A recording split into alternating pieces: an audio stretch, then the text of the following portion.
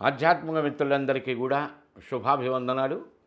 80 శాస్త్ర ఛానల్ యోగానంద శర్మ, శ్రీపీఠం రుద్రాక్షశాల నవరత్న ఎంపోరియం మణికొండ హైదరాబాద్. ఆధ్యాత్మిక మిత్రులారా, శత్రు బాధలు, కోర్టు బాధలు, పోలీసు బాధలు ఇత్యాదులు గనక ఏమైనా ఉంటే వాటన్నిటికీ కూడా చాలా చక్కటి పరిష్కార మార్గం 14 ముఖముల రుద్రాక్ష లేదా 11 8 ముఖముల రుద్రాక్షలు కానీ తీసుకుని ఒక ప్లేట్లో పెట్టండి. ఇంట్లో పూజా మందిరంలో 14 ముఖాల రుద్రాక్ష అయితే మెడలో ధరించండి. 8 ముఖాల రుద్రాక్షలు చిన్న సైజు ఉంటాయి, బఠానీ గింజ సైజు, 54 కానీ 27 కానీ అట్లీస్ట్ 11 కానీ తీసుకుని ఒక పళ్ళెల్లో పెట్టుకుని అంత నమశివాయ నమశివాయ అంటూ వాటిని శుద్ధి చేసినట్టుగా అభిషేకంలాగా చేయటం.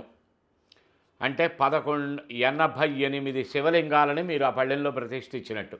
ఒక్కొక్క రుద్రాక్ష 8 ముఖాలంటే 11 రుద్రాక్షలు పెట్టామంటే 11 8 88. ఈ 88 శివలింగాలని పెట్టి వీటికి ఒక క్రమం ఉంది, వీటికి ఒక శాస్త్రం ఉంది, వీటికి ఒక సిస్టమ్ ఉంది. ఆ సిస్టమ్ ప్రకారమే మీకు చెప్పడం జరుగుతున్నది, ఏదో పుక్కిటి పురాణం కాదు. భావన చేయండి. మారేడు బిల్వాలతో కానీ, గరికితో కానీ, నల్ల నువ్వులతో కానీ వాటికి శివ సహస్రం, శివ అష్టోత్తరం, దారిద్ర్య దుఃఖ దహన స్తోత్రం, కాలభైరవ అష్టకం పారాయణ చేసుకుంటూ వాటికి ఆ నల్ల నువ్వులతో పూజ చేయండి.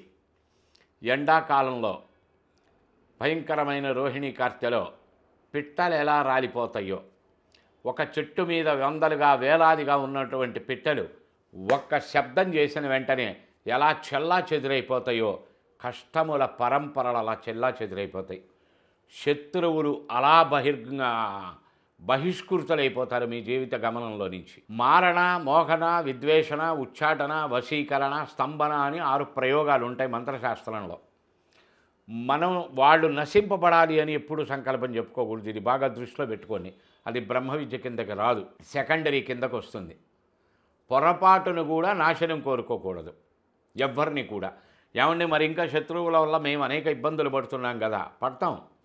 జీవిత గమనంలో, మానవ జీవనంలో అది ఒక భాగం. మనం పర్టిక్యులర్గా శత్రు నాశనాన్ని కోరుకోకూడదు. ఏమి జరిగితే నాకు శత్రుత్వం లేకుండా, నాకు ఇబ్బంది లేకుండా ఉంటుందో అది చేసి పెట్టమని భగవంతుడిని అడగాలి చాలు. రుణం తీరాలి అని కోరుకుంటే చాలు. ఫలానా దగ్గర నుంచి డబ్బు రావాలి అని ఎలా కోరుకుంటాం? అక్కడి నుంచి వచ్చే అవకాశం ఉండొచ్చు, ఉండకపోవచ్చు. మమ రుణబాధ నివారయ అని చెప్పుకోండి. ఏం చేస్తే రుణబాధలు తీరుతాయో ఆయన చూపిస్తాడు మార్గం. అలాగే మా శత్రుదోష పరిహారం కురుకురు అని చెప్పుకోండి. ఏమి జరిగితే శత్రుదోషం పోతుందో అది జరుగుతుంది. వాడు శాంతచిత్తుడైతే పోతుంది అనుకుంటే శాంతచిత్తుడు అయిపోతాడు, మన జోలికి రాడు. వాడు అసలు భూమి మీదే లేకుండా పోతేనే మనకు కష్టం తీరుతుంది అంటే పోతాడు. లేదా వాడు రాజీకి వస్తే మనకి మేలు జరుగుతుంది అనుకుంటే రాజీకి వస్తాడు. ఏమి జరిగితే మనకి మేలో అది చేస్తాడు భగవంతుడు. అంతేగాని వాడు సర్వనాశనం అయిపోవాలి అని చెప్పుకొని చేస్తే భగవంతుడు మెచ్చడు, అది సత్ఫలితాన్ని కూడా ఇవ్వదు. దీన్ని దృష్టిలో పెట్టుకొని చేయండి. ఇలా చేయండి, అద్భుతమైనటువంటి మార్పులు. కోర్టు సంవత్సరాల తరబడి కోర్టు కేసులు నడుస్తున్నాయి. చాలా త్వరితగతిన కోర్టు ఇష్యూస్లో నుంచి బయటపడతారు. మీ ప్రమేయం లేకుండా, మీ తప్పు లేకుండా అధికారపరమైన ఇబ్బందులు అనుభవిస్తున్నారు. అవన్నీ గాలిలో పటాపంచలు అయిపోతాయి. ఆచరించి చూడండి, సత్ఫలితాలు మీ వంతే. శ్రీపీఠం రుద్రాక్షశాలలో మీకు ఇవన్నీ కూడా తెలియజేసి అందజేస్తారు. మంచి మంచి విషయాలతో మీ ముందుకు వస్తాను. ఈ ఛానల్ని సబ్స్క్రైబ్ చేయండి, షేర్ చేయండి, కామెంట్ చేయండి, 10 మందికి తెలియచేయండి. మంచి మంచి విషయాలతో మీ ముందుకు వస్తాను. జై గురుదత్త.